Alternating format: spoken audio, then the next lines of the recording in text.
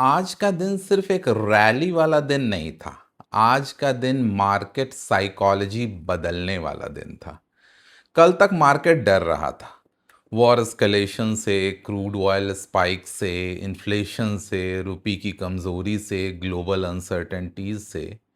लेकिन आज सेंसेक्स एक दिन में लगभग 1000 पॉइंट उछल गया। निफ्टी ने 300 पॉइंट से ज़्यादा की रैली दिखाई। बैंक निफ्टी लगभग 1500 पॉइंट भाग गया। मिड कैप ने 1100 पॉइंट की रैली हुई। इंडिया विक्स 7.35% टूट गया। ब्रेंट क्रूड 4 से 5% क्रैश हो गया। रुपी मजबूत हुआ, फार्मा में ब्रेकआउट हुआ, ऑयल मार्केटिंग कंपनीज में बाइंग इंटरेस्ट दिखे, ऑटो और एंसिलरी स्टॉक में मोमेंटम था। और सबसे बड़ी बात, आज मार्केट सिर्फ ऊपर नहीं गया, आज मार्केट ने फियर को रिजेक्ट किया। दोस्तों, आज का पूरा मार्केट मूव एक चीज के इर्द गिर्द घूम रहा था, और वो था एक्सियोस की रिपोर्ट।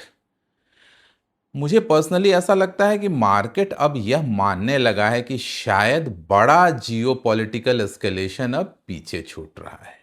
लेकिन क्या यह रैली टिकेगी? क्या अब नया अप मूव शुरू हो चुका है?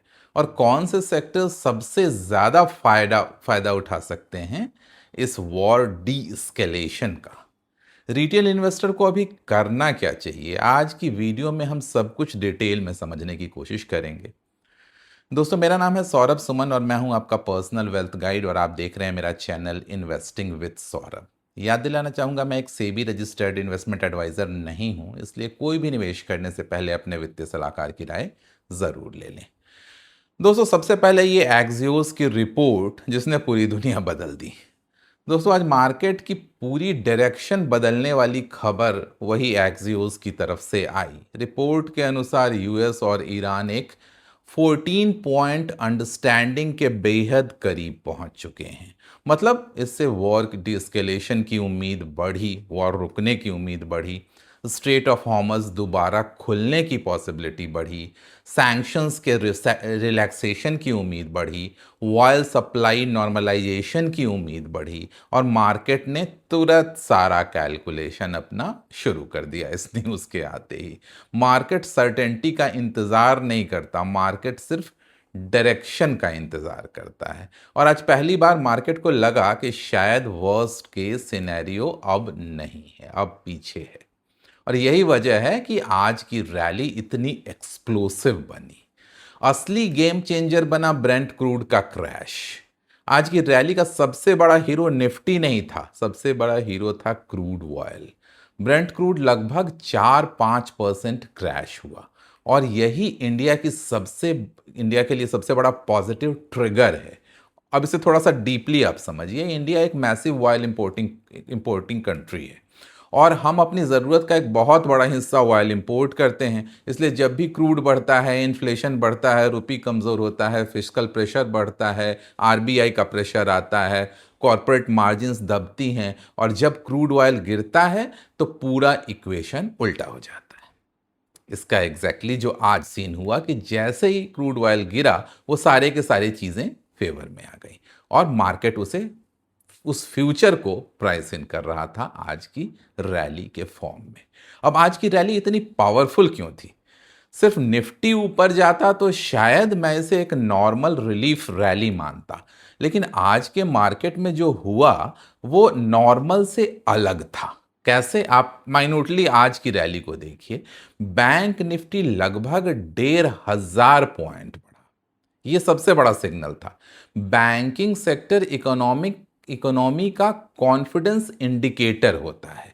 अगर मार्केट को लगता है कि मार्केट में अनसर्टेनिटी बढ़ेगी, इकोनॉमी में स्लो डाउन होगा, स्ट्रेस बढ़ेगा, तो बैंक इतने एग्रेसिव रैली नहीं करते हैं। लेकिन आज चाहे वो प्राइवेट बैंक्स हो, एनबीएफसी हो, फिनेंशियल्स हो, सब में एग्रेसिव बाइंग दिख रही थी।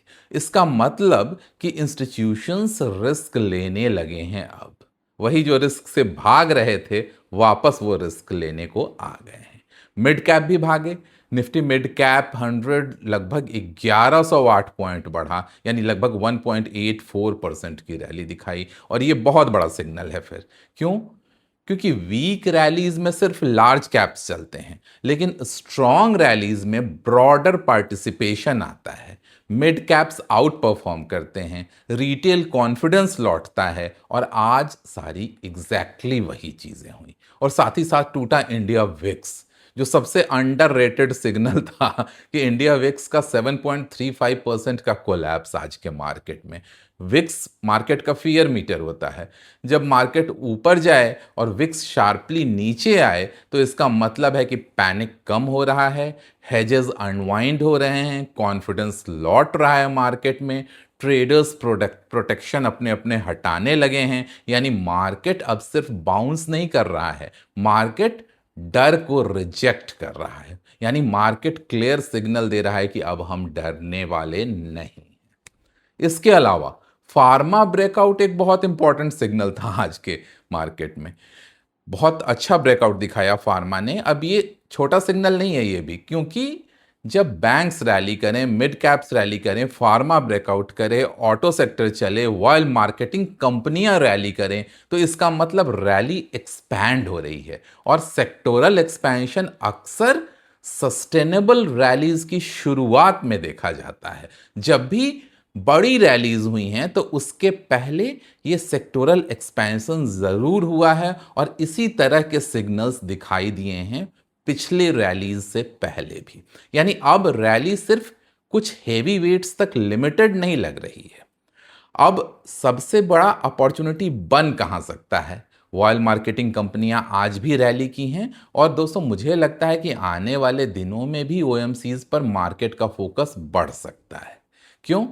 क्योंकि अगर ब्रेंट क्रूड ऑयल और नीचे आएगा, जो ऑब्वियसली आएगा, आज तो 100 के लेवल से थोड़ा सा ऊपर था, अदरवाइज नियर फ्यूचर में ही वो 100 से नीचे बहुत इजीली आएगा, तो सबसे पहले फायदा मिलेगा इन ओएमसीज के मार्केटिंग मार्जिन्स में इंप्रूवमेंट होगा, अंडर रिकवरीज में, इन्फ्लेशन आउटलुक में। और यही वजह है कि चाहे वो इंडियन ऑयल कॉरपोरेशन हो, भारत पेट्रोलियम हो, हिंदुस्तान पेट्रोलियम हो, इन जैसे स्टॉक्स में स्ट्रॉन्ग इंटरेस्ट आज भी नजर आया, और आगे भी कुछ दिनों तक ये रैली कर सकती हैं। मुझे पर्सनली लगता है कि मार्केट अब ओएमसीज को री रेट करने की तैयारी कर रहा है।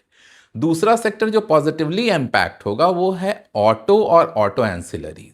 क्रूड ऑयल गिरने का सबसे बड़ा इनडायरेक्ट फायदा ऑटो और ऑटो एंसिलरी को मिलता है। यानी कंजम्पशन बढ़ेगा, इसका लॉजिस्टिक इंप्रूव होंगी, ट्रांसपोर्टेशन इंप्रूव होगा, सेंटिमेंट इंप्रूव होगा।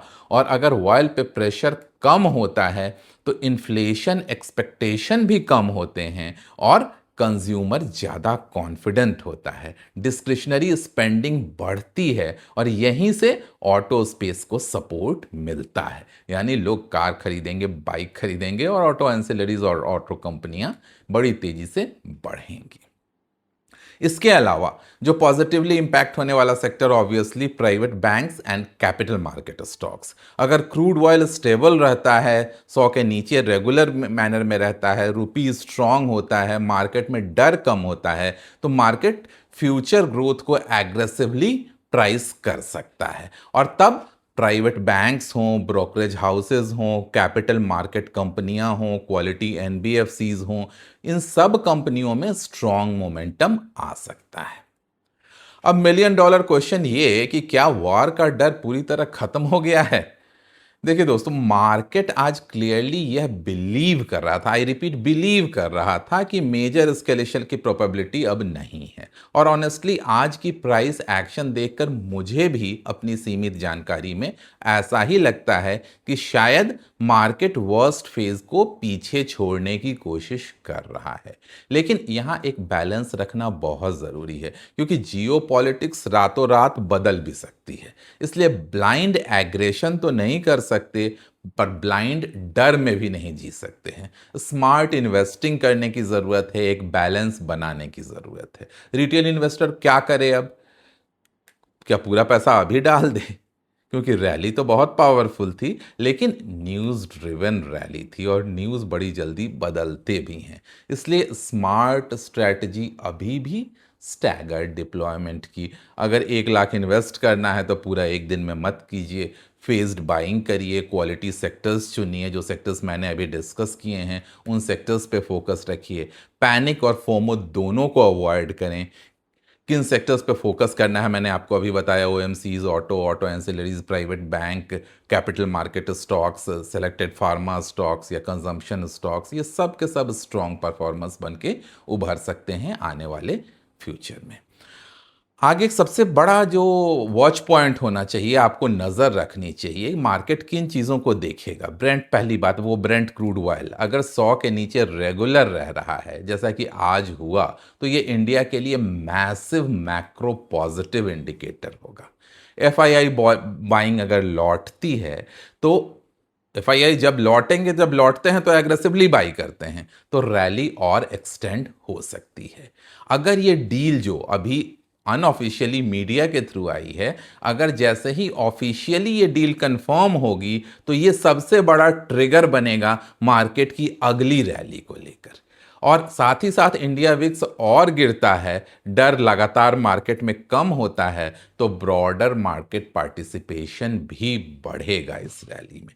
तो दोस्तों, आज के दिन सिर्फ एक ग्रीन कैंडल नहीं था, आज मार्केट ने फियर को चैलेंज किया, वर्स्ट केस सिनेरियो को रिजेक्ट किया और होप को प्राइस करना शुरू किया। सेंसेक्स में 950 पॉइंट की रैली, निफ्टी में 300 पॉइंट की रैली, बैंक निफ्टी 1500 पॉइंट की रैली, मिड कैप 1100 पॉइंट की rally, India VIX collapse, crude oil crash, rupee strong, ये सारे सिग्नल मिलकर बता रहे थे कि मार्केट का मूड बदल रहा है।